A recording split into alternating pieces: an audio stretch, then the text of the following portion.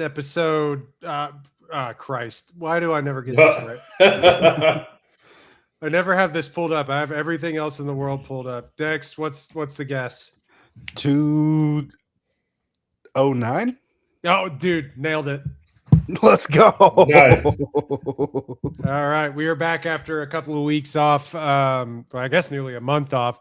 But we saw a couple of movies. Tej actually saw movies we didn't see. We saw movies Tej didn't see.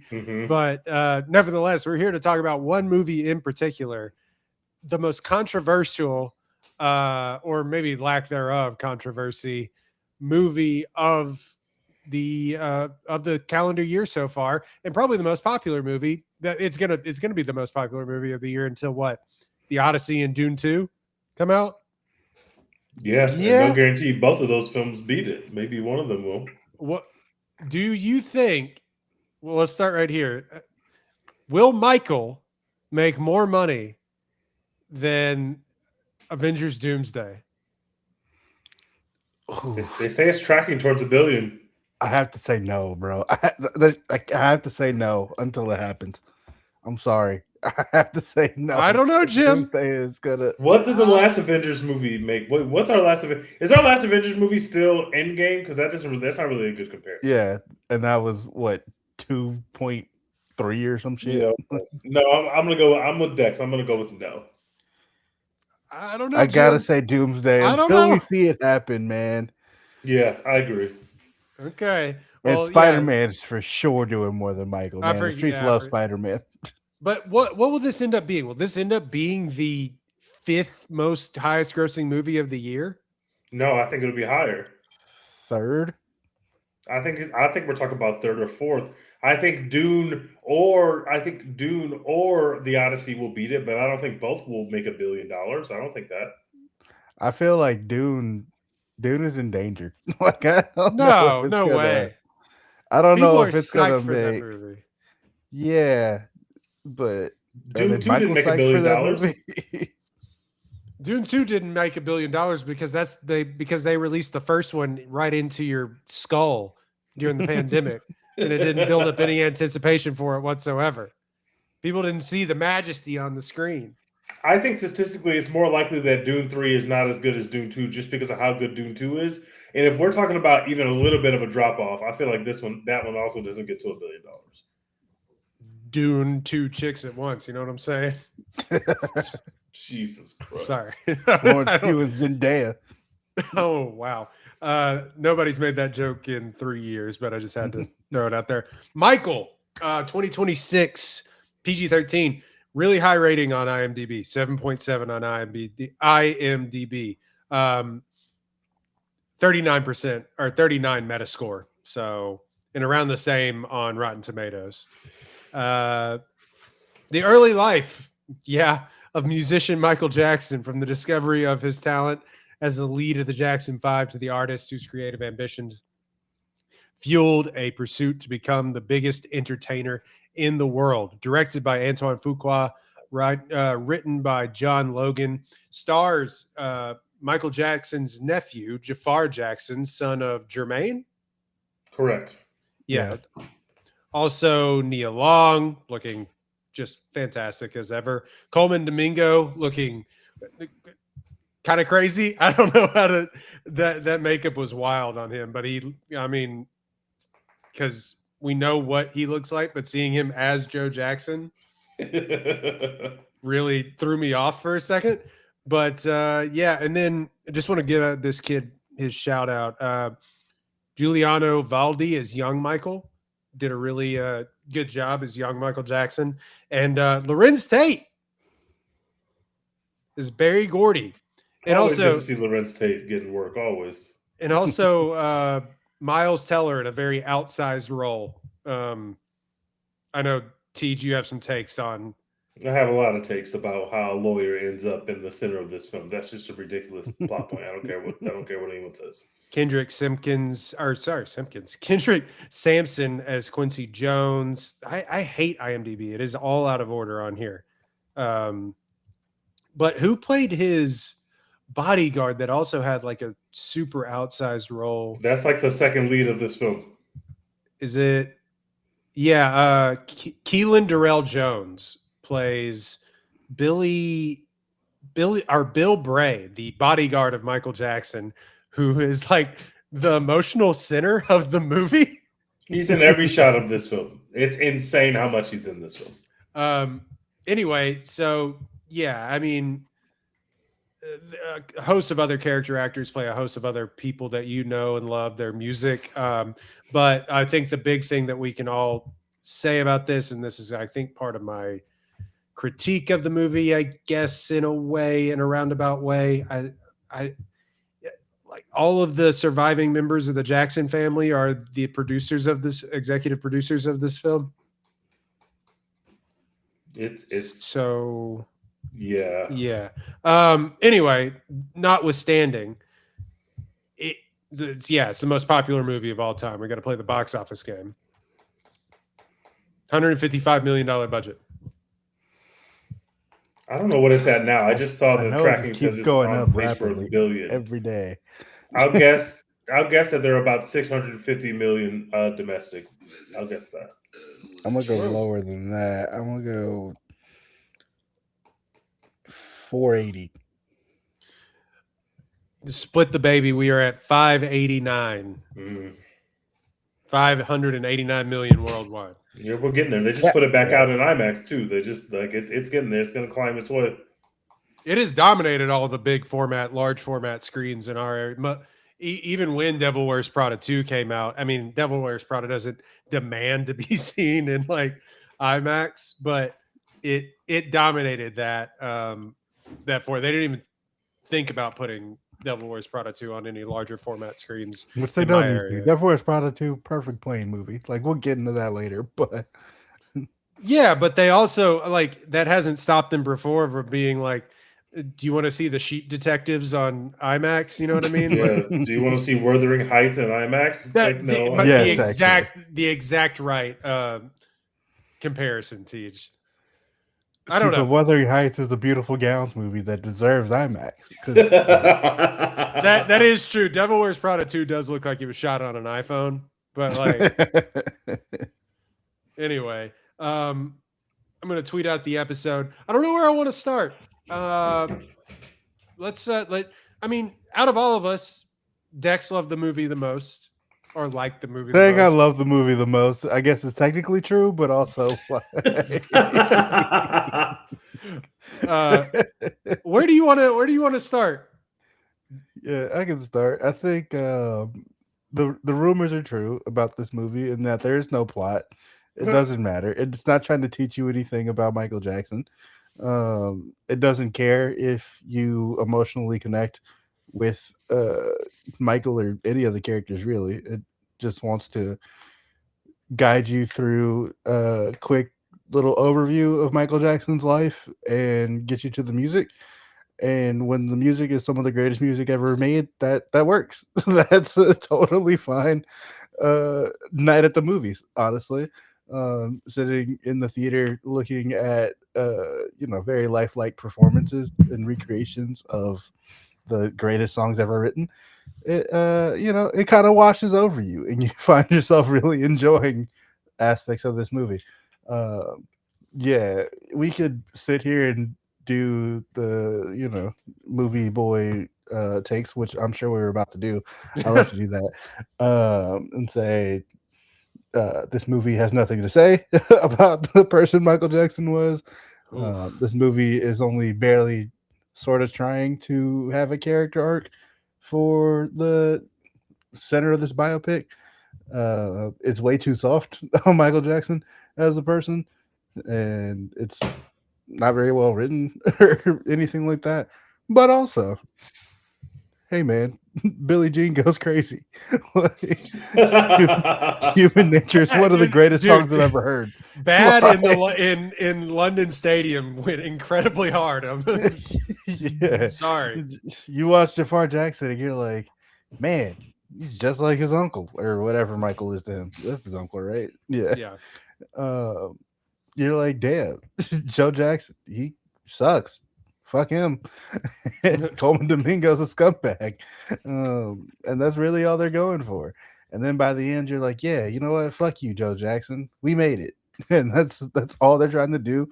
And they achieve it. They attempted to make it. It's like a gymnastics difficulty score where it's like you can attempt a Simone Biles 10 out of 10 routine, or you can attempt a 7.5 routine. They attempted a 7.5 movie. Or you can attempt that Australian breakdancing routine. Their difficulty score was set at a 3 out of 5 stars, and they got 3 stars. They weren't trying to achieve more, and they didn't. But I had a great time, and I'm probably gonna go see the movie again in IMAX because like human nature goes fucking insane. I'm sorry, it just does. Yeah, but B minus, B minus. Oof, Dex, you can watch that performances of those concerts on YouTube. That ain't IMAX, brother. For free. I have AMC A-list. It pays for itself. You also pay for YouTube Premium. You can watch it without commercials. That's a good point. Look, man, there's just something so. I love the cinema. Okay, I love going to the movies. You love the musical stylings of Michael Jackson, and that's fine. Yeah, I do. As do us, do we all on this podcast on an IMAX screen. That's just fun and cool. I'm sorry. And like I said, C minus, whatever. You said B minus. C minus. Oh, okay. C. Wait, he doesn't like it more than I have it higher than a C minus. I mean, barely, but like, you know, it's not a great movie. It's not trying to be a great movie, honestly, which is a little disappointing. You would like to see them try to make like a definitive and like thought-provoking in any way like retelling of the life of probably the greatest entertainer to ever live. And they don't do that. But hey, man, watching him, you know, dance, like figure out the beat it dance in the studio or whatever was just fucking cool. Like, I'm sorry, it was in front of 2 rival gangs. Yeah, just kind of just swaying his hips and shit in front of rival gangs and ending the Bloods and Crip feud. That's just fun. I had a great time. Really, that's true. That's a true anecdote. It's kind. I have no idea. That felt wildly fake. I don't know. It's kind of true. There's some movie magic, but it's kind of true. It's there's truth in that endeavor. There's truth in it. Yeah. Tej, how do you have this? You don't like this movie. I'm ahead of Dex, but I don't like this movie. But let me shoot some bail first. Like, obviously, it came out that the third act of this movie was basically scrapped because they were going to make an allusion to, or specifically render, the first public allegation against Michael Jackson. And this was a plot point in the movie. And then they realized after they had already written the movie, and I think after they had already shot the movie or shot parts of the movie, that they were not allowed to make reference to that individual who made that allegation pursuant to the settlement agreement. And then that popped up in the creative process of this film, and they had to basically scrap the third act and make it up on the fly. And you could really feel that when you watch the movie. There are plot points of the movie that seem to be building towards a larger third act that was going to address some of the things that we saw on screen, but then that doesn't happen. So there's a lot of like hanging threads in the movie. There's a lot of scenes, like probably 2 more scenes than you would imagine, of him talking to kids in hospitals. This particular person who made this allegation says that he met Michael Jackson because his wish, because he had cancer, was to meet Michael Jackson. If you remember, Dave Chappelle did some stand-up jokes about this way back in the day, about how the kid was supposed to be dying of cancer, but then he was alive for all these months after making these allegations against Michael Jackson. Anyway, they have to scrap that part of the movie. So there are parts of the movie that feel like they're building towards something that don't really go anywhere. We make reference to the fact that he got his nose done, but we don't ever really go back to it. And the only reference we get from the past about it is that his dad calls him Big Nose. We do a montage, a literal montage, 3 minutes into the movie when we're doing Jackson 5 stuff. And to see a montage of, oh yeah, Michael Jackson becomes Michael Jackson because he was in the Jackson 5 is just insane. But the original cut of this movie was supposed to be 3 hours. We get a 2-hour movie, but they cut out the third act. So I can see how they felt like they were pressed for time when they were making this movie, but then like they actually weren't pressed for time, and maybe we could have spent more time there. This is not a movie about Michael Jackson, the person who lived. This is a movie about Michael Jackson, the IP person. Michael Jackson's like Thor. Michael Jackson's like Jack Reacher. Michael Jackson's like like James Bond. Like this is an IP presentation to give you the most seamless way to enjoy the songs of Michael Jackson in live action. And the story is cobbled around that. And I don't blame Fuqua, who I think really has some good moments in the movie. I damn sure don't blame Jafar, who quite literally made me feel like I was watching Michael Jackson on screen. And I'm old, so I was alive. I wasn't alive. Like in the 80s, I have no recollection of Michael Jackson, although I'm sure I was listening to Michael Jackson because everybody was. But my memories of Michael Jackson of formulating who he is as a person start in the 90s. And this movie doesn't even get to the 90s. And I still was like, holy shit, man. There are times where this guy's acting, not even just when he's performing, like him being in the toy store and the mom is trying to use the kid to get Michael Jackson's autograph and the kid kind of doesn't care, but the mom is freaking out. Like that, I was like, this guy is Michael Jackson. So to be able to elicit that feeling of the audience, one, means they're going to make $1 bajillion, which of course they're going to do. And also two, it kind of clears out all the baggage that you might have and probably have about Michael Jackson and kind of tries to let you have a good time around it. I, for one, seeing what they put on screen, am more glad that we got this version of the movie and not the version that was going to try to touch on those allegations, because I can pretty much tell you that from the people who made the movie and the way that the movie is slanted, it's clear that they were going to make this this person is trying to bring down Michael Jackson, which was a common theme in Michael Jackson's music in the 90s, is about how he was being persecuted in the media, partially because of this stuff and partially because people just thought he was weird. And he kind of fed into a persecution complex, what he put to his music. And then a lot of his music in the 90s is specifically about the way that he feels about he's being treated in the public. So I think it's best for that movie doesn't touch on that stuff. I think that the sequel that is inevitably coming will touch on that stuff. How? I do not. I think because they can only not get into this particular allegation, but there's nothing that says that they can't get into any of the other allegations. And if they were already going to get into allegations, I feel like if we're going to do now a Michael Jackson movie about Michael in the 90s, you kind of have to put it in there. I don't trust that they'll do it with any depth or trust that they'll do it in a way that's fair. I trust that they would do it in the way that they think best serves the Michael Jackson estate. But we can put that aside because that stuff's not in this movie. And the performances are great. I really think that the end where they do the whole where he's performing with his brothers for the last time and he announces at Dodger Stadium that this is going to be the last show. And then you kind of fade into bad. And the kind of like, I think that stuff is like directed beautifully, performed beautifully, staged beautifully. There's some great scenes in this movie, but it only really works when Jafar gets to sit into one scene and be Michael Jackson. But when you view this as a collection of scenes that make one story, it kind of falls apart. Like the plot kind of makes no sense. We spend basically no time on Michael Jackson's creative process. We're just getting random things about him. Like he had a monkey. You know he had a monkey, so we got to put that in there. He got a nose job. We got to put that in there. He doesn't like his dad. And so there's an issue because his dad wants to control him, but he's like specifically point out. Also I have vitiligo. It was like they were trying to make sure people got the record straight on how they were checking off boxes. Yeah, and you feel that, and that stuff just doesn't work. Catherine is just basically not a character in this movie.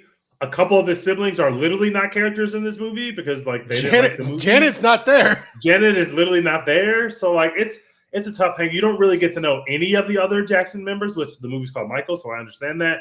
Also, and I don't care what the losers in my mention say about this. If you're gonna put the bodyguard on screen for 95% of this fucking film, give him something to do.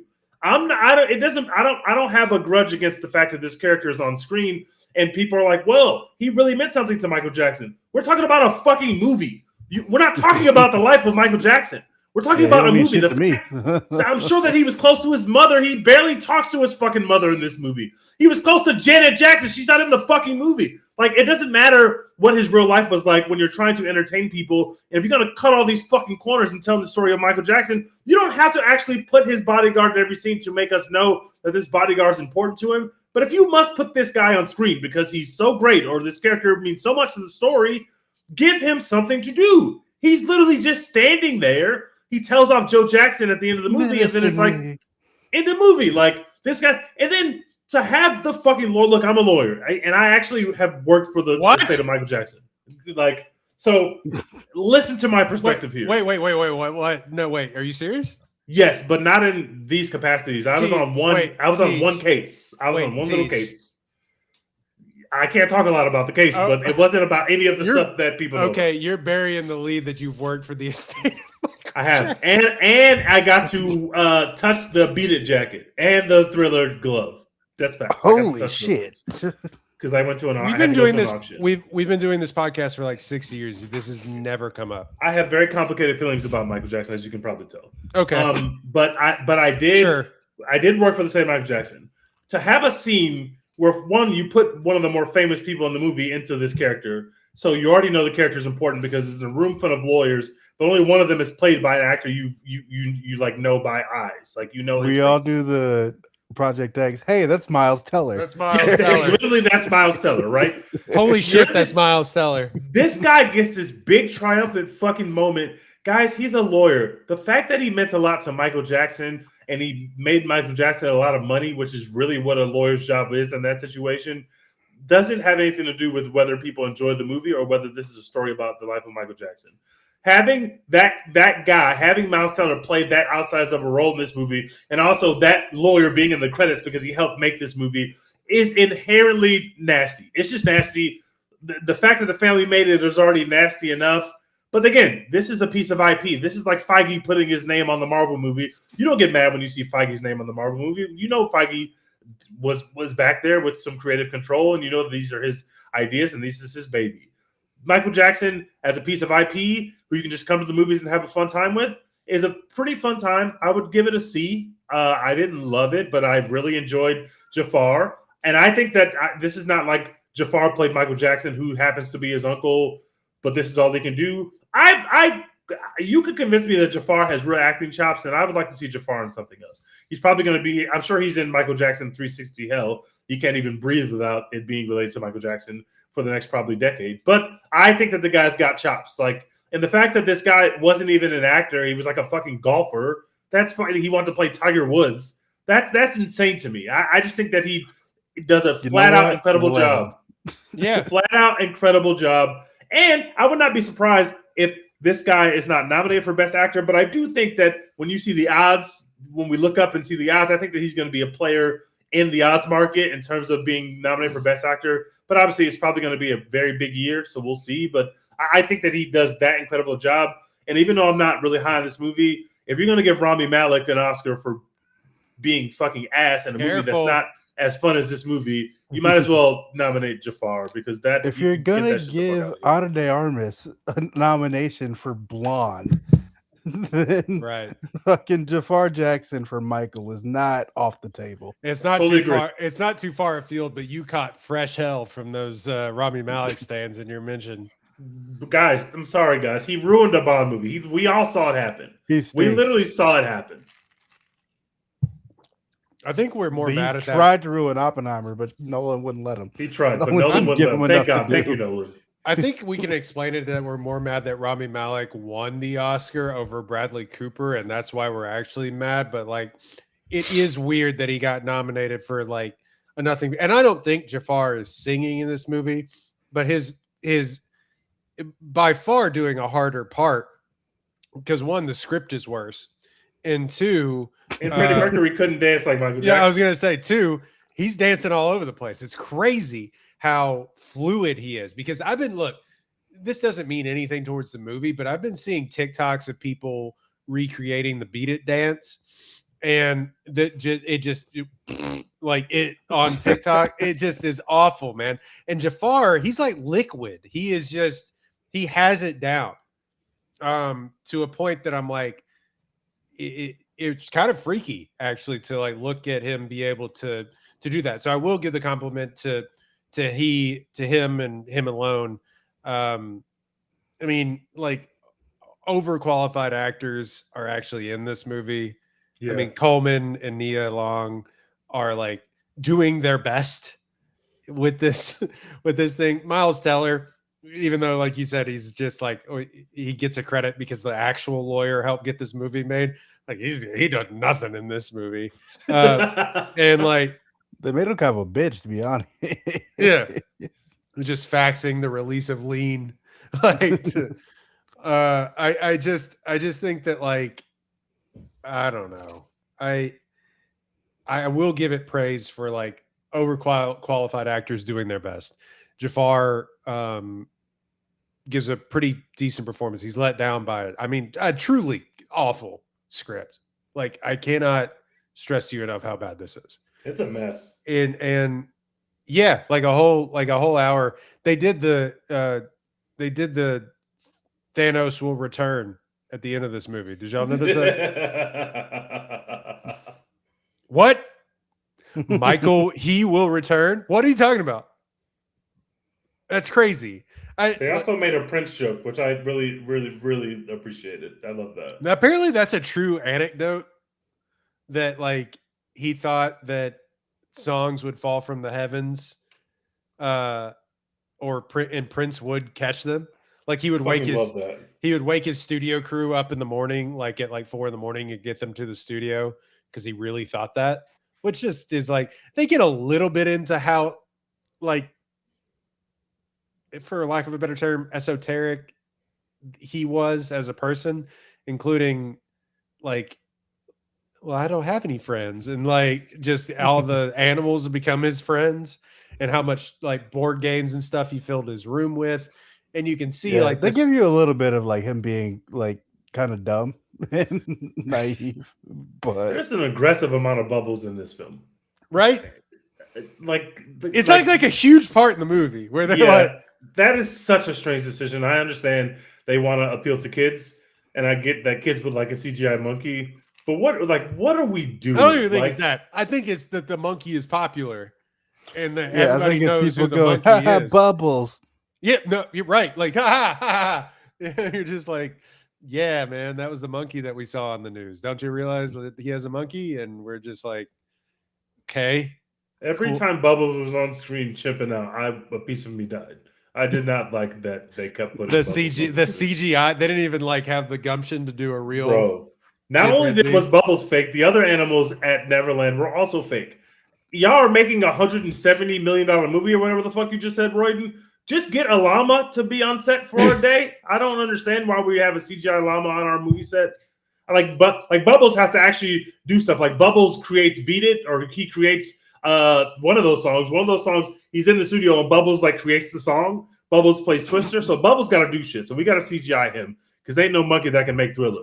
But a llama, it just has to stand there and let Michael Jackson pet it. I think we can find a real llama to do that. I think llamas are capable of doing that.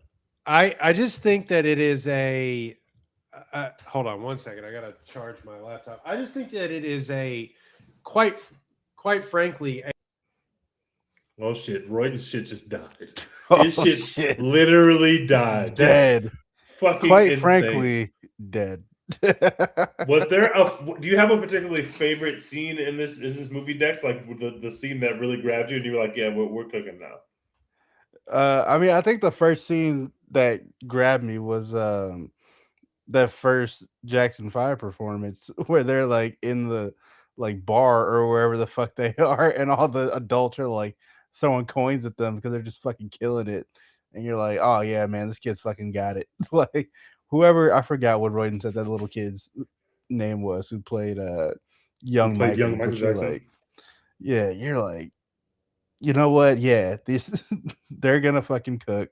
They're gonna get the musical performances right. Like it's just, yeah, it just grabs you immediately. I think my favorite scene is probably the Human Nature performance, and that song has had me in a chokehold ever since I saw the movie. Even I've heard it before, obviously, but like I don't know, man, hearing it again like on the big screen in IMAX just like gave me a newfound appreciation for it, and I just like haven't stopped thinking about it. Literally played it like 8 times on the drive home. I really like when they do the I think it's Can't Stop Till You Get Enough, and they do the first verse in the studio, and then they kind of like hard cut to him on the video set. I thought that really worked really well. I really like I already said, I like when we're doing our Jackson 5 performance, and then we kind of transition into Bad. I really enjoyed that. And then I really enjoyed the scene with the gang members when they were making Beat It. Like the way that comes together is Just so fucking flowing, cartoonish, but it just just fucking watching Jafar whipping in the that jacket. space with all those performers, with the jacket, with the shirt on that he wears in the video, and literally just figuring out the dance moves. I needed a lot more of these, like, because that feels like where, like, it was the one of the only, like, here's the creative process of how we rendered this video. And obviously, it's a stylized version of the creative process, but I like the fact that they're in there just figuring out the moves, figuring out how to interact with each other, how to synchronize these moves. That seems probably 5 minutes, and it grabbed me immediately. I was just like, I could watch Jafar and these people figure out the dance steps to Beat It for 20 minutes if I had to. I enjoyed that much. And I also really enjoyed kind of the stage work they did of how he's kind of finding himself in his dance moves. And I just that stuff just obviously, like, that's the movie. That's why it's going to make $1 billion, is because they can render those kind of scenes. But you know, there's this is biopics have turned into this, especially biopics about musicians, because really what people want to do is listen to very good songs loud in the movie theater. When I was in college, we used to go to the Alamo Draft House, and we'd go see, they'd have Michael Jackson sing-alongs. They literally play Michael Jackson videos. We would get drunk and sing Michael Jackson songs for 2 hours. It's the time of your fucking life, and it kind of felt like that back. to me. What the fuck? Yeah, you have literally the time of your life. You're getting drunk with your friends, belting out the greatest fucking songs you've ever heard in a movie theater. You can't really beat that, and so obviously you're getting really live movie theaters all around the country. I saw a kid coming out of my screening. I went to a late screening, so the kid was dressed like Michael Jackson, but when they were walking out of the theater, the kid was asleep. So this kid's dressed like Michael Jackson to the nines, sleep on dad's shoulder, and then dad has a big ass afro on, and mom has on like the Beat It jacket. And then, like, this was their family outing. And that's the kind of shit this is the kind of shit you can take your kids to. Your kids will be immediately enthralled by the Michael Jackson songs, because who isn't?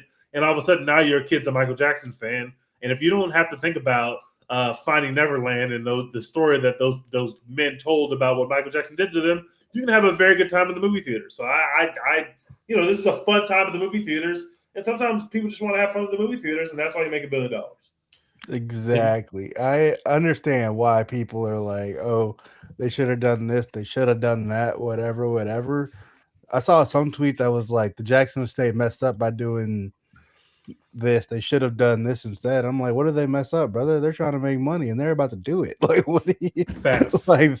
Their goals were met. Like, I don't think they're trying to have a big introspective look at Michael Jackson's career and legacy or whatever. They're trying to make $1 billion and they're about to do it. And we can quibble about whether that's a noble goal or whether that's how movies should be made or not, but like, they achieved what they were trying to achieve. Can y'all hear me? Yeah, we Yes, hear sir. Yeah, the liberal media tried to silence me. Very funny that you said "quite frankly" and then just immediately were fucking Thanos snapped. And now my camera doesn't work, so I may have to back out and stuff. I don't have much more to say other than what y'all have already said.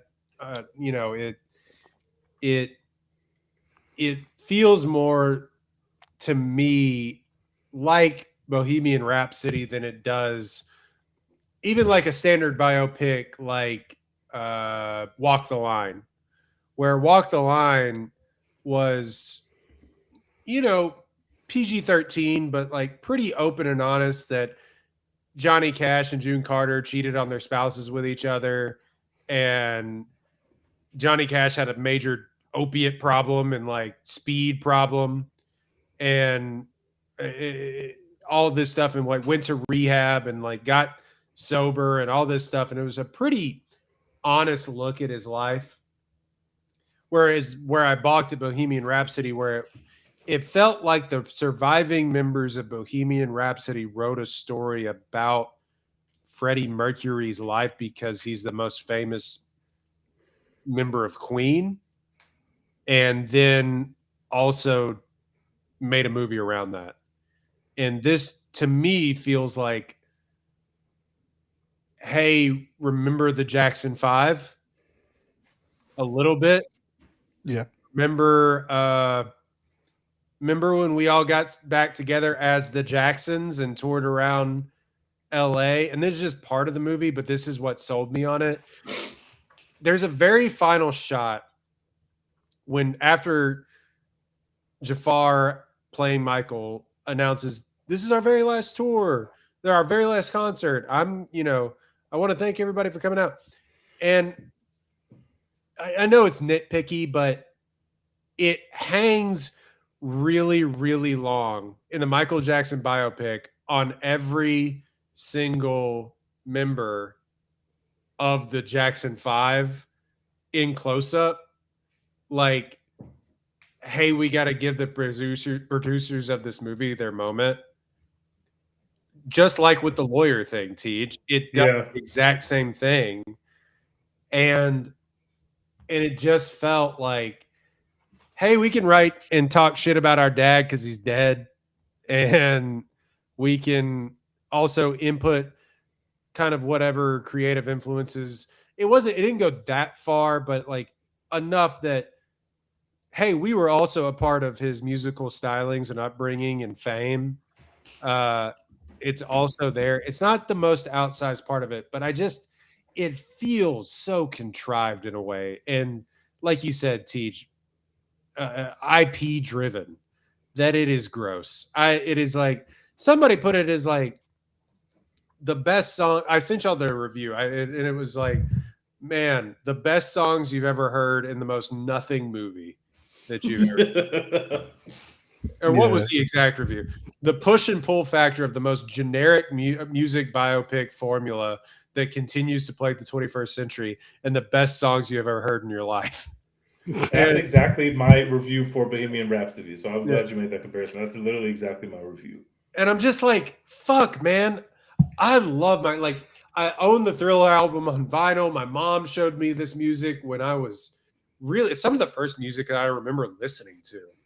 And it's just like, I have such a connection to this as a larger entity, Michael Jackson as a larger entity, that it just, even not to yada yada what would have been the second half of the movie, which is going to sound like I am, but even the creative, like, how did this guy write songs? Yeah.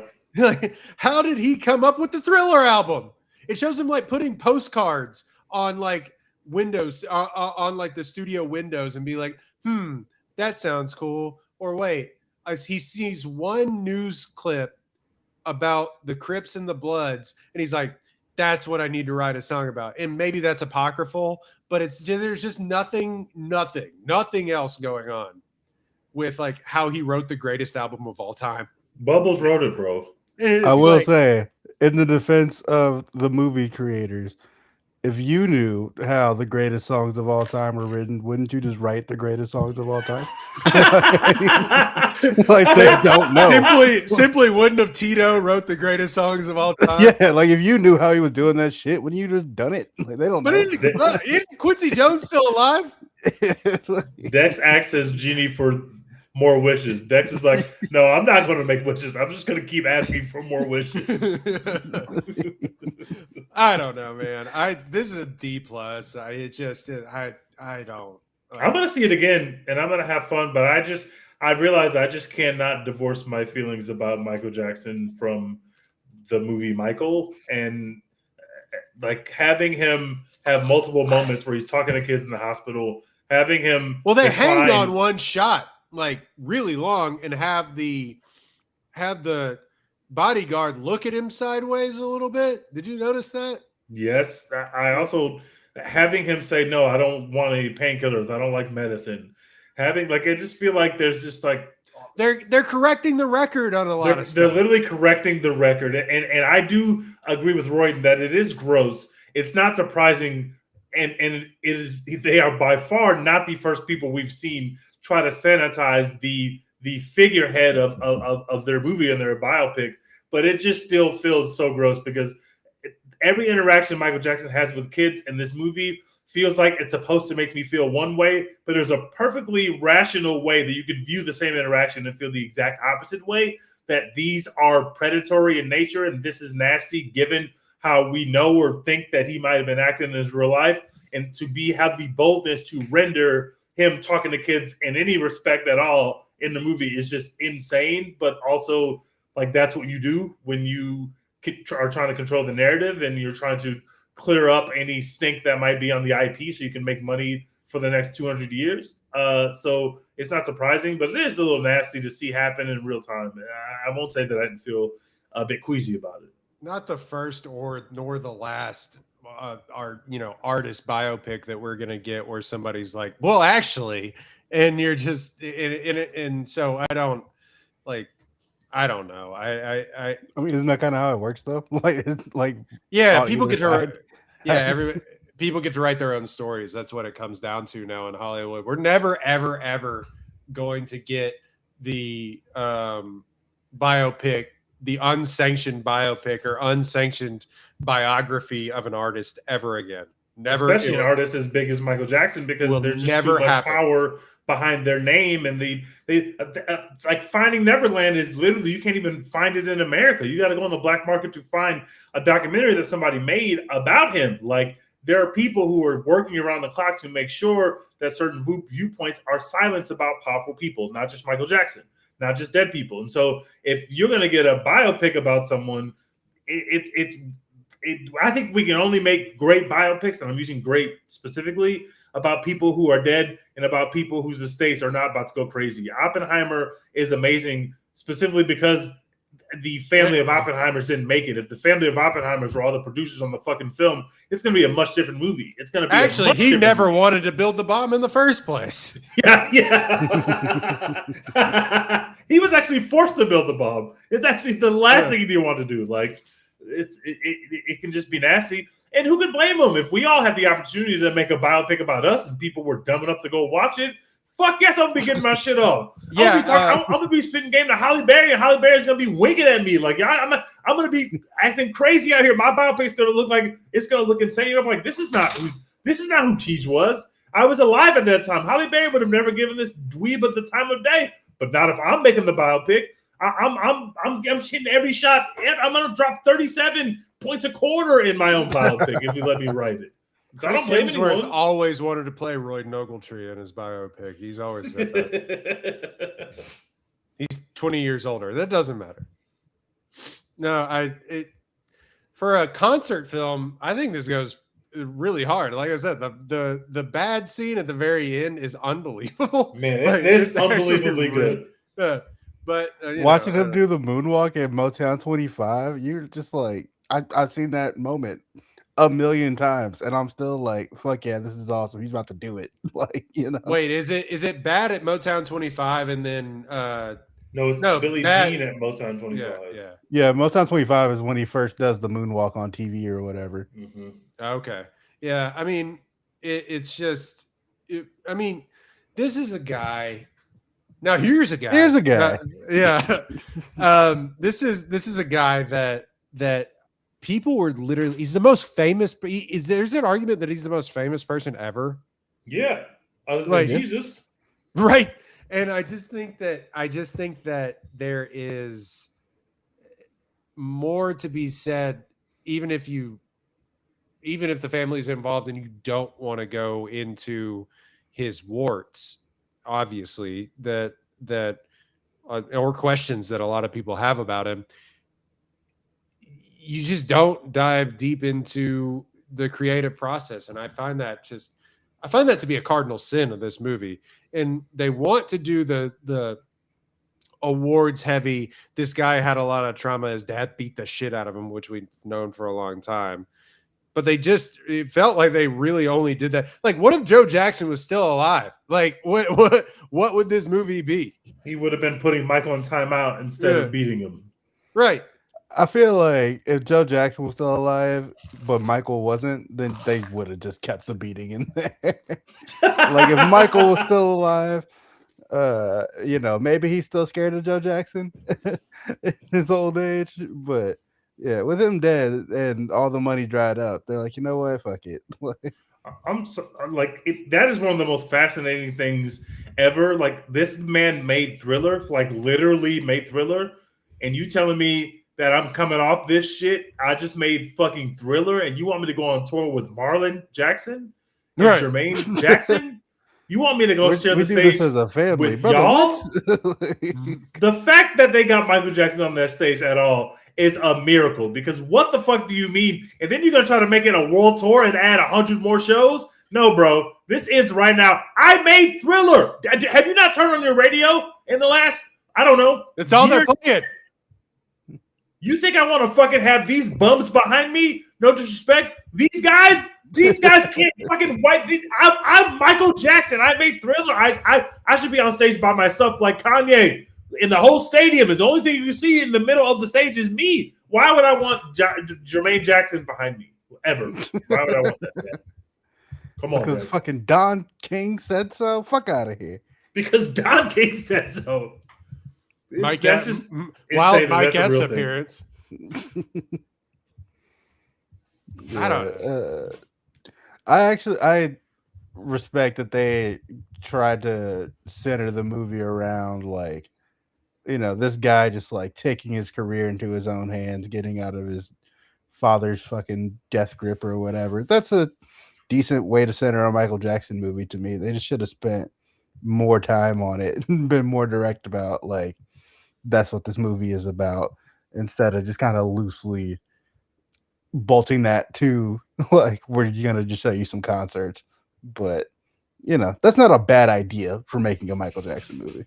I think that's what anybody that if you're writing, that's like point A that you start at 100% of the time, but it just goes nowhere. Quite frankly, we're like,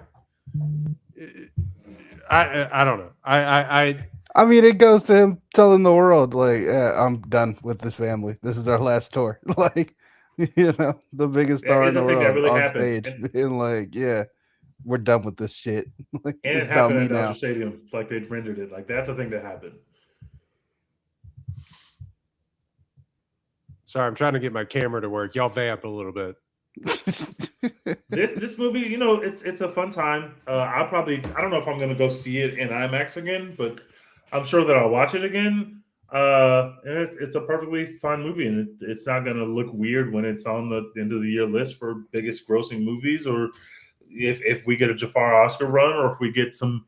I guess we can't get any music Oscars because none of this music is original, obviously. But it's a fun movie, and movies are fucking back, bro. They are kicking ass at the box office these days, bros. Yeah, I don't know if y'all I been love looking. event movies. I love event movies that everyone goes to go see together. It's one of my favorite things. It's part of why I do this. It's awesome. Even if the movies aren't, cinematic masterpieces or whatever, everybody just being back outside, being excited to go to the movies. It's fucking awesome, man. Like, it's just fucking fun. It was fun when it was Black Panther. It was fun with this movie. It's fun with Barbie. It's fun. It's just fun when everyone's like, you know what? There's a theme. I'm going to the movies. I'm dressing up. Me and all the homies are putting on our Michael Jackson costumes, and we're gonna fucking vibe to Thriller in the movie theater. Like, it's just fun. Yeah, I would say it's fun too. I'm gonna go into some of my movies that I'm watching before y'all get to a Devil Wears Prada 2. First of all, I love A Devil's Wears Prada. I just watched it again recently, but I haven't seen Devil Wears Prada 2, which is why y'all are gonna hear me drop off the podcast after I tell you what I'm watching. But since we've last podded, I saw Mortal Kombat 2. It's fine. You've seen Mortal Kombat 2? Of course, I've seen Mortal Kombat 2. It's fine. You're making some wild claims. Of course, I've seen Mortal Kombat. I mean, listen, I was deep in the Mortal Kombat trenches, brother. Those are made for me. It's fine. I watched the Punisher special, which made me rewatch The Raid, which is just a fucking awesome film. It's just amazing. That unfinished Punisher special? Yeah, basically. I also, it's amazing though, even though they went viral for the wrong reasons. It's really good. I also have been watching Cape Fear, both the Scorsese movie and the one from the '60s because there's a Cape Fear TV show popping up on Apple TV next month with Javier Bardem and the guy from The Conjuring, the father from The Conjuring, and Amy Adams. Very interesting to see how they're going to make this into like 8 to 10 episodes when the whole movie is kind of like, I'm scared because Robert De Niro is just going to menacing monster and he's just going to pop up in any scene anytime. Just remake the movie. I don't know. Yeah, I would rather see a remake of the movie, but I went back and watched those, and the Scorsese one, I just think is so good. It's like Robert De Niro is basically Travis Bickle from Taxi Driver, but like he can be charming. Travis Bickle's like a streamer from the Manosphere before the Manosphere and streamers existed. He's like the streaming guys, but he can be charming when he needs to be, which is incredible to watch Robert De Niro go from charming. He's also doing a really weird Southern accent, but that just mostly doesn't work. But it's just funny to see Robert De Niro doing a Southern accent. What else have I seen? See Hokum? I saw Hokum. Hokum's good. I'm not as high in it as maybe other people, but Hokum's pretty good. I did enjoy it. I think that's it. I don't know what else I've seen. Maybe y'all can do something you've seen while I go into my letterbox. But those are the movies I can remember that I've seen. I've been watching a lot of movies though, so I know I'm leaving some off. I took a 9-hour flight to Ireland. So hell yeah! I forgot about that. On said flights there and back, I don't know what y'all do, but I be watching movies. Yup. And you can watch a lot of movies, surprisingly, in 2 9-hour flights. Rewatch La La Land because, of course, what a film! Exactly how you're supposed to watch that movie in the back of a plane seat. But absolutely bangs. Yeah, still great. It's one of the final Spirit Airlines flights of all time. Bro, they don't go to Ireland. They don't go nowhere now. 0 places. Watch Malcolm X for the very first time, which is exactly how I was supposed to watch that movie again. Flying to Ireland. No, that's just like 3 hours. That's a good movie to watch on a plane. No, it was flying away from Ireland. Actually, what'd you think? Fair enough. My letterbox review was holy shit. Yeah. That movie fucking is awesome. Oh my god. Kayla was trying to talk to me like back and forth through the scene. I'm like, shut up. Like I'm trying to watch. You don't understand. I'm trying to watch Malcolm X. I'm trying to watch this masterpiece from Denzel's on. Shut up. Yeah. There's like a lot of things in Malcolm X, and I'm not saying anything new here that anybody, but like you can see the Denzel isms like kind of get set in stone in that performance. And the charisma is just off the charts, man. It's unbelievable. When he fully starts to give himself over to Islam and become the keynote speaker of all these events that he's going to and headlining, and he's just wooing crowds, and that whole I mean the classic line that's now become a meme of that brother's starving, and he's just smiling, laughing, and it's just like it's unbelievable. The coolest dude ever. Coolest guy ever. And it's just the college student comes up to him in Boston, is like, what can I do to help your cause? Nothing. It's just it's unreal. And the final act of that movie is some of the best paranoia thriller shit that's like hasn't been put on screen since like the 70s. And I just think it's hard to, I got to watch it again, but I was blown away by that movie. It's a travesty that he didn't win the Oscar in 92. And I mean, I wasn't even alive for it. So there's a reason that I didn't watch Malcolm X when I was growing up. I don't think my parents were showing me that one early on.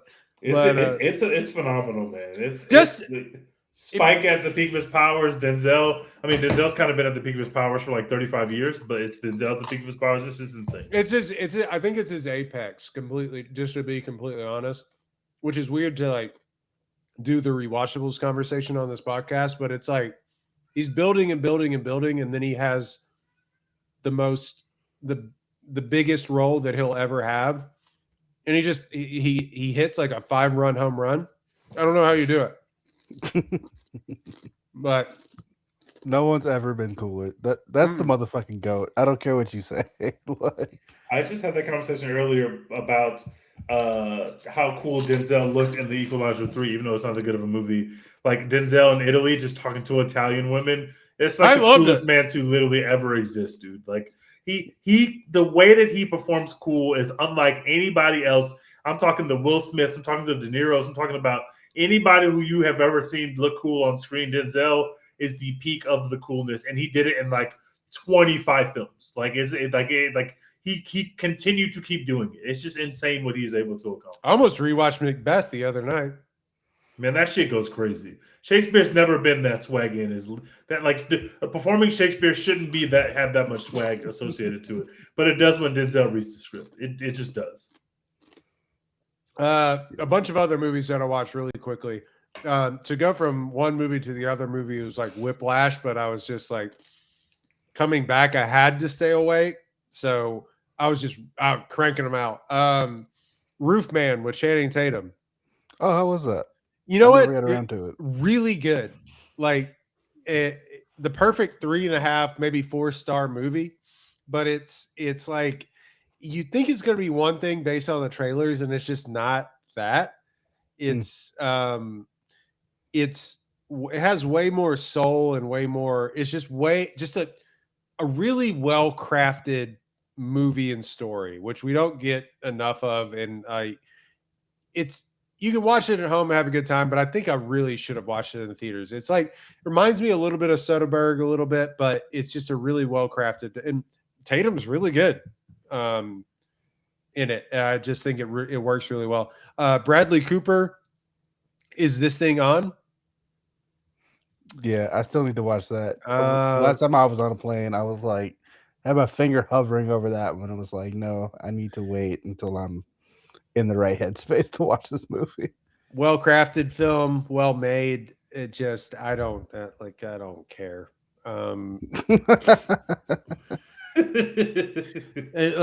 Laura Dern and Will Arnett are really, really good.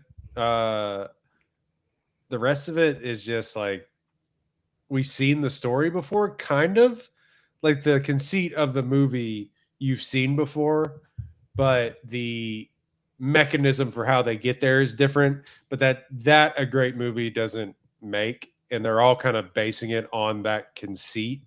And I don't think you've seen it before. You've just seen it before. But it's Bradley Cooper, and he makes good movies, and this was no different. It's a good movie, but it's just fine. Yeah, I watched Sisu 2, basically Road to Revenge. I still haven't even seen the original Sisu. Same. The first one's great. Second one, I think, is pretty good. It's like a Looney Tunes cartoon, basically, but like bloody, and it's crazy. And Devil Wears Prada 2. What is Apex? What did I? Oh, the Charlize Theron Can Be My Power Forward movie. The Old Guard? No, Apex. Oh, got it. Yeah, that's one of those Netflix movies that like my coworkers will come to my desk and ask me if I saw that. I'm like, I've never even heard of it. And they're like, what? It's the hottest movie on Netflix. And I'm like, oh, that's why I've never heard of it. But I don't. Sometimes you're at your in-laws' house over a weekend, you know? You can miss it. But Charlize looks great. Still. Let's see. There's something about Beautiful Mary. Gowns. Something about Mary. Sneakers, which is a movie. They did a rewatchables about it. Robert Redford movie from the 90s. If you haven't watched this, it's on Amazon Prime right now. Just an incredibly fun movie from 1992. that is way better than it has any right to be. Little outdated, but it's just really funny and fun, and kind of predicts where we're going with like spying on people. Terrible title. And then Greenland 2 Migration, which I just watched before I went to work.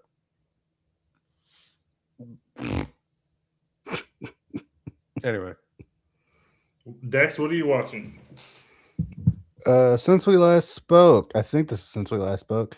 Saw The Housemaid. Don't remember if I talked about that on here or not, but yeah, perfectly fine What plain cinema? movie. I saw that I watched that on the flight to Vegas. Me and the homie. Yeah, we watching just hit play. naked Sydney Sweeney on the They took flight. out all the nudity on the plane. But yeah, I will watch all 7 of those that they're going to make eventually because that made $1 bajillion. A totally fine and fun plain movie, and I'm sure it was a great time to go see with your book club, like my mom did when she went and saw that movie. So yeah, I enjoyed The Housemaid. The book I'm a club Sydney movies Sweeney guy. cannot miss. Oh, you are.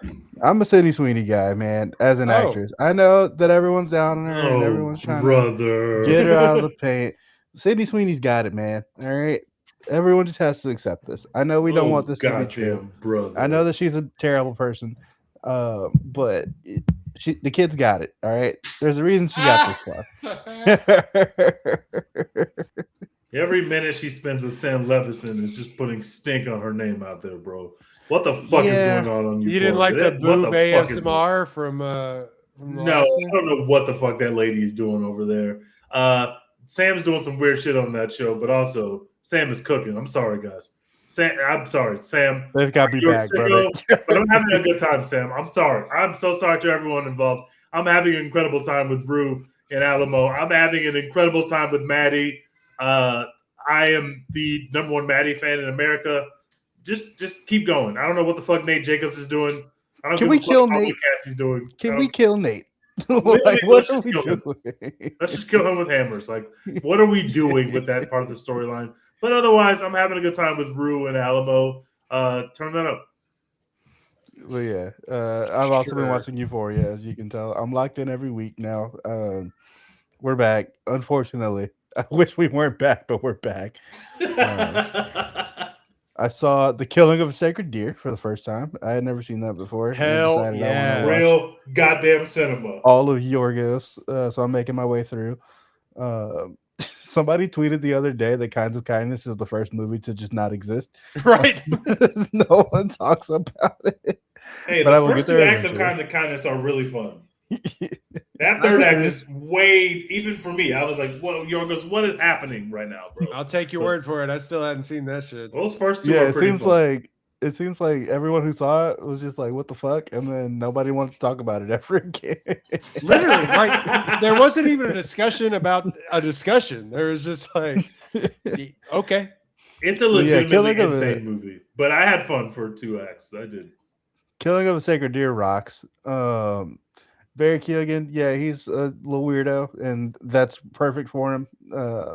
I knew that already just off of Banshees of Inisherin, but going back and seeing Killing of a Sacred Deer just confirmed he should only play little weirdos and not do anything else. Colin Farrell and Nicole and what's her face also very weird. Like they just that is AMC A-list queen Nicole Kidman. Very strange. Nicole Kidman. It's just super. Nicole Kidman's like, is there a weird sex scene in this movie? Yes, in. Count me in. She has like 10 movies with the weirdest sex scenes you've ever seen. Will I be choked unlovingly? Nicole Kidman just being like, well, if you just kill one of the kids, we can make more kids. Insane. God, it's an insane film, bro. It's been like 2 years since I've seen that movie. What the fuck is happening right now? If you just kill one of our kids, we can make more. Like, what? Have you seen The Lobster yet? No, not yet. That's next on my Yorgos list. Okay. I saw that I got an early viewing of that at the New York Film Festival, and I just vividly remember everyone walking out and being like, what the fuck was that? Another insane film. Another legitimately insane film. But yeah, the other thing I watched was Primal Fear. I watched for the first time. Oh, Oh, nice. Yeah, that movie fucking rocks. Like Mhm. I knew the twists and stuff, obviously, because it's been on like every like greatest twist of all time list or whatever my entire life. So I just knew what happened. But even knowing what happened, it still fucking rocks. Like I can't believe that was my boy's first ever movie. Like, Ed what do you Norton. mean? Ed Norton. Miles Canton levels of fucking. That's your first movie. There's a crazy like inside Hollywood, inside baseball story about that where it's like every actor ever you've ever heard of was trying to get that role. Just like I think they talk about it. Matt and Ben tried to get that role. I mean, any actor from the 90s that you've ever heard of tried to get that role and he got it. And the envy on people from people is crazy. But yeah, that movie rocks. I feel like we need more movies like that. It's hard to shock people with the twist these days because we've seen everything. But damn, man, that was fucking awesome. And All right. it stunned me that it came out 3 years before Fight Club because like it's basically the Fight Club twist, but done in a way that makes sense and is better. And apparently, Fight Club blew people's minds, and I'm like, what? Why? Fight Club fucking sucks. Well, Primal Fear blew people's minds, but it's just not in the zeitgeist in the same way.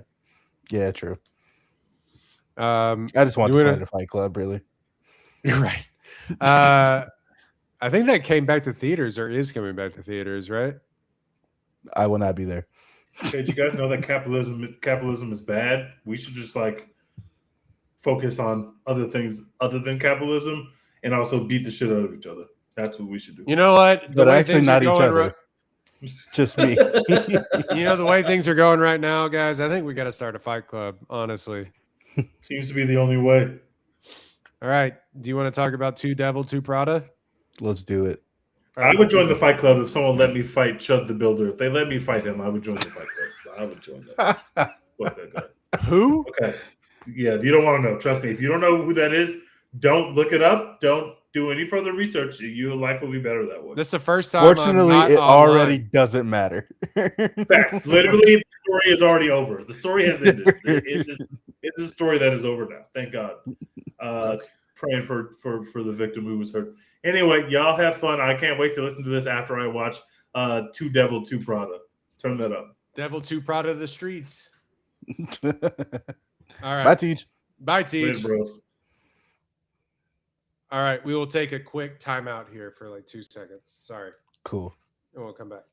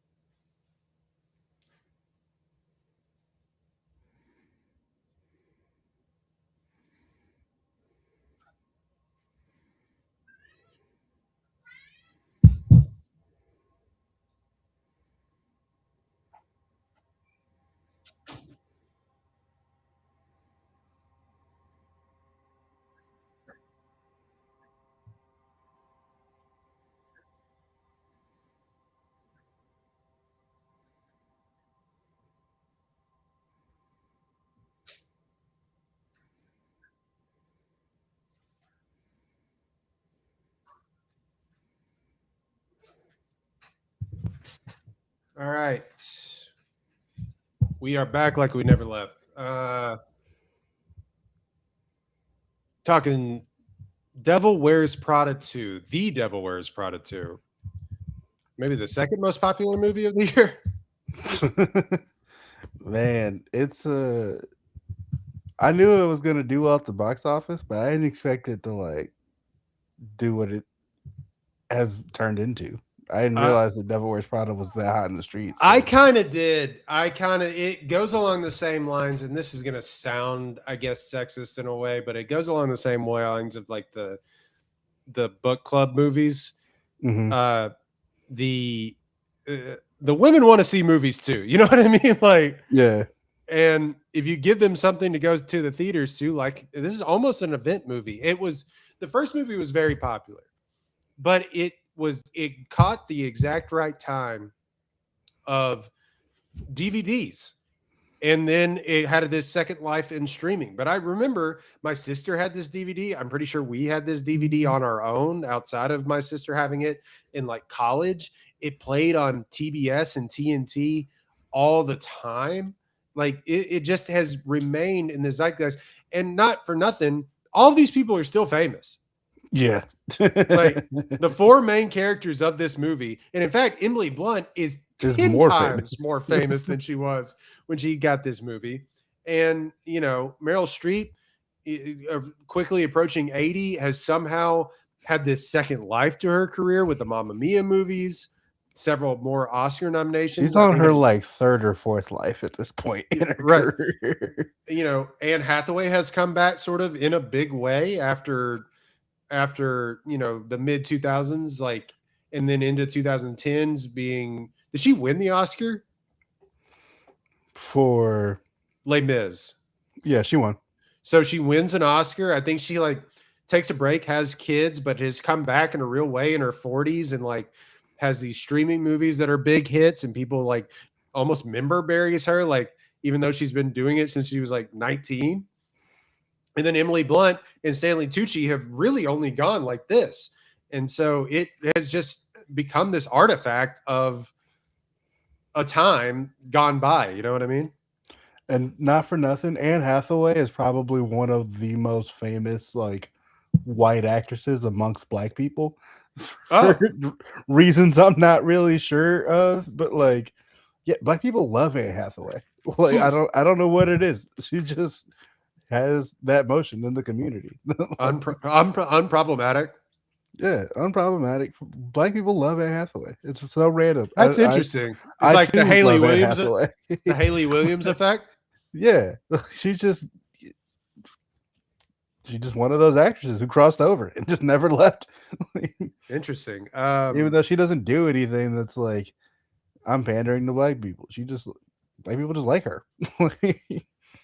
Yeah, I mean, she was just in a bunch of popular, like we underestimate also how popular The Princess Diaries was. Like, yeah, just an insanely popular actress who crossed into almost child star or teen star into acclaimed actress and sort of never left. Also, she just, not for nothing, looks fucking great. Like, still.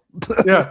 Look, all of these people, when Meryl Streep came out of the car in her red dress and her glam, and she came out for her first look in the movie, Caitlin leaned over to me and was like, "She looks great." And I was like, "Yeah." I texted the group chat. I was like, Meryl Streep still to this day. I mean, everyone looks 76 or whatever she is. Yeah. Like, wow. Yeah, she looks fantastic. But Devil Wears Prada 2 came out a few weeks ago, PG-13. Andy Sachs reunites with Miranda Priestley as they navigate their careers amid the decline of traditional magazine publishing. 6.7 on IMDb, which I'm kind of shocked by, but the first one kind of has that around the same rating on IMDb, 62 Metascore.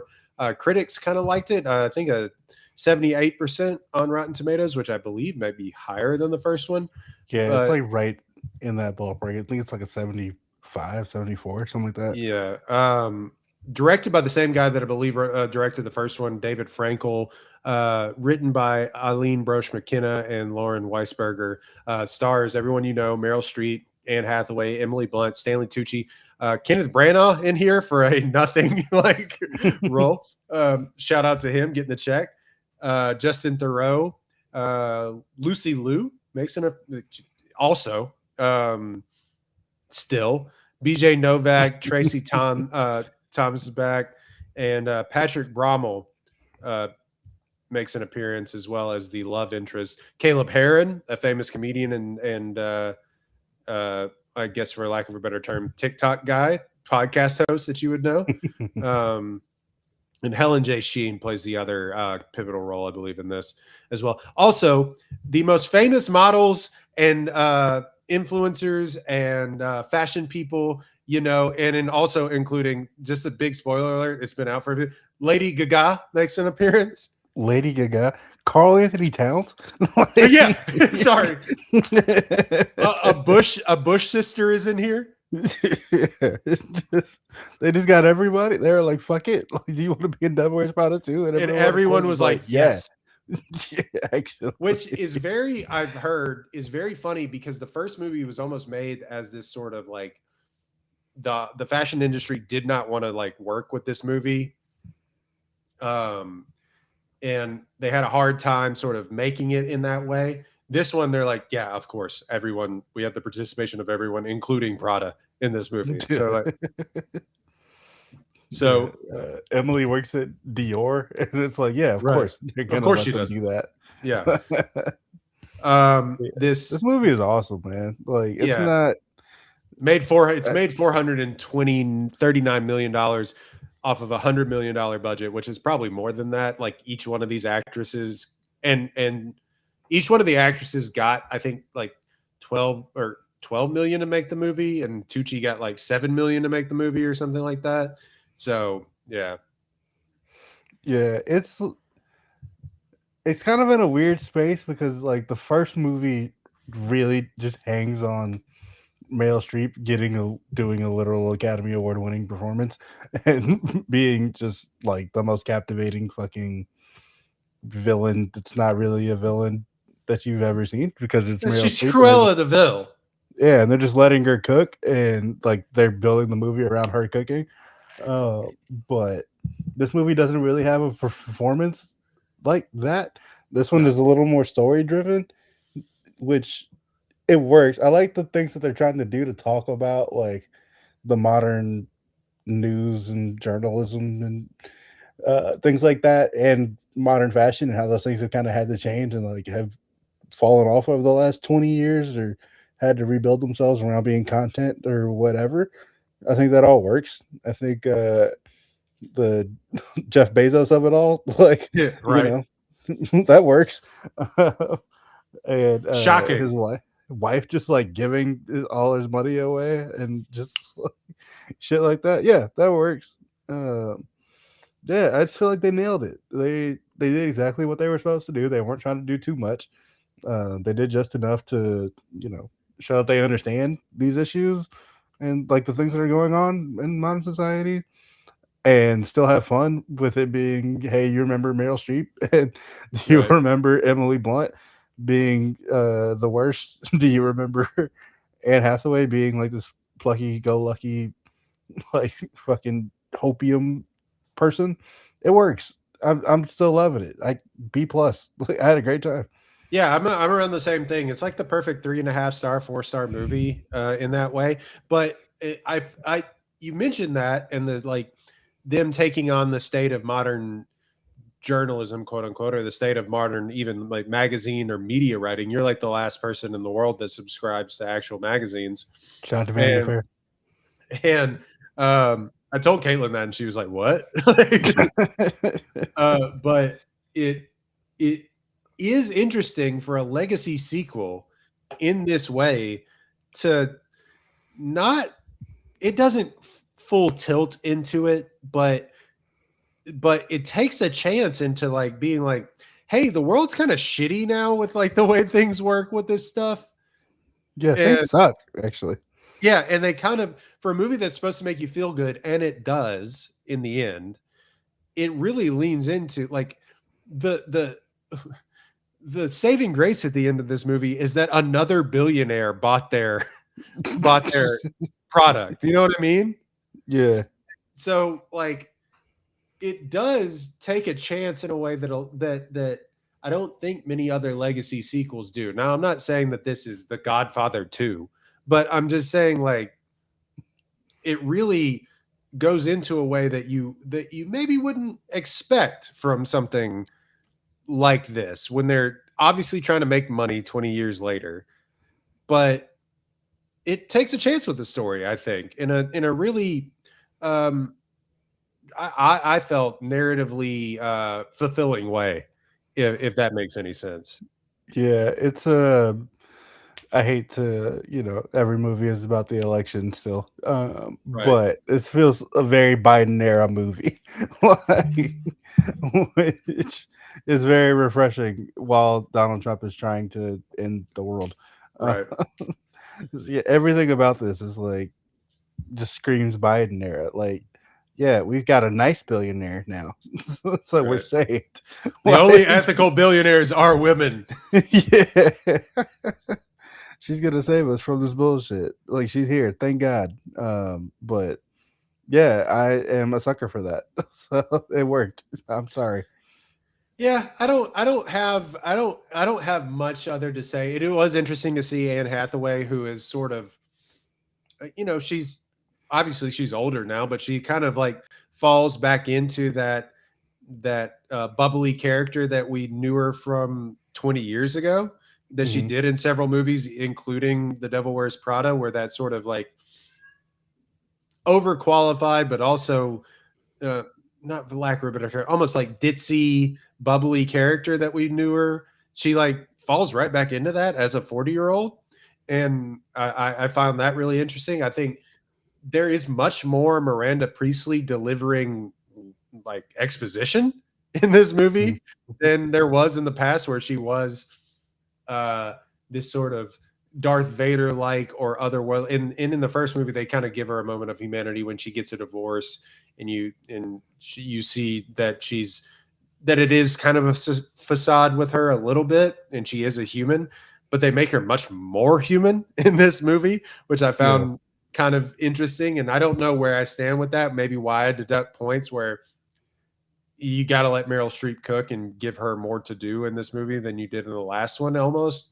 But yeah, and they really they redeem Emily Blunt's character at the very end, but she's also sort of they need a villain, like, but who's going to be the villain other than these nameless, faceless billionaires, played expertly, I might add, by BJ Novak and Justin Theroux. Justin Yeah. Theroux is really fucking funny, and yeah, I did. They kind of make her the villain at the very end, which I thought was interesting because she wasn't really a villain in the first movie. She's kind of Yeah, a I think foil. that's probably the place where I take away the most points is like it took a while for this movie to have like a conflict that we Yeah, were right. resolving. Like it took them a while to get to that point after like Andy gets the job and then she kind of fixes everything really quickly on the Right. job. Yeah. In like a montage. That's like Yeah. the dressing montage is her doing journalism. Yeah, so it takes them a little bit to like set up like, okay, this is what the movie is about and this is the tension we're gonna resolve. But once they do, it all works again. But shout out. Also, Rachel Bloom, I thought things were gonna go much differently for you in life than they have. But I'm glad to see you getting some work, even if it's you clearly spent 45 minutes on set. Mhm. But shout out to you. Wait, who did she play? She's the book agent. Rachel Bloom. The book. Oh, yes, right. That's right. Um, yeah, I mean, like the main conflict in this movie is like, do I stay making good money at this magazine that's holding on because people like looking at Instagram, or do I get $150,000 advance on a book deal? Like, ooh, like that will probably be a bestseller, you know? Uh, and then in the end, Miranda's like, write the book anyway. And you're just like, okay, so everything worked out, which, which it's supposed to in these movies. But I think the first movie does like a really, good job of like kind of putting a young person in crisis a little bit more than like it all works out for these middle-aged people. Yeah, it But all works out. It's all fine. It's all good. You can do both. Like, you yeah, know, you but can. It doesn't matter if you girl boss too close to the sun. You know what I mean? Like it'll all work out. yeah, I had a great time, and I you did. know, I feels like I'm shitting, but I really did have a really great time with this movie. Like I know people can probably come out of it eye rolling, but I was like, fuck it, I'm glad to be back with my friends. yeah, and the Lady Gaga of it all was fucking awesome. I'm not gonna lie. She got paid like $800,000 for like a day's work, I think, and then also created a new song that's 100% going to be nominated for like Academy Award or something like that. So They're she, for sure gonna have her perform at the Oscars with that. They have to. yeah, yeah. I just thought it was a little Leo pointing meme, a little bit with like the fashion industry icons that are in this movie too. Carl Anthony Towns was the one that just like stopped me in my tracks. I was like, "There's no Oh way." shit, that's Carl Anthony Towns. And him being like, "Hey, I'm Carl," to like, And apparently she's like a big Knicks fan too now. yeah, she's been on all the late night shows talking about how big a Knicks fan she is, and it's like she got Carl Anthony Towns in this. Like, that's fucking nuts. Good for him though. Yeah. Did you notice your girl Pauline Chalamet was in this for like 2 seconds? Yeah, I knew that, but I didn't like notice her. Yeah, I remember seeing her name like before the movie, but could not have told you like who she was like until after looking. she's like a social media girl in the boardroom. It's like a nothing part, but I was like, Sex Lives with College Girls. Like, she's here. yeah, she's here. Yeah, I think this movie is a really solid return to form. Oh yeah, Rory McIlroy's in this movie. Yeah, Rory McIlroy shows up. Also, I like the intern girl. She was great. Yeah, she was very good. Let's see. I'm just kind of going through here. Rory McIlroy and his wife Erica McIlroy, John Baptiste, Mark Jacobs. Let's see, Jenna Bush Hager, Carl Anthony Towns. Just keep on going down.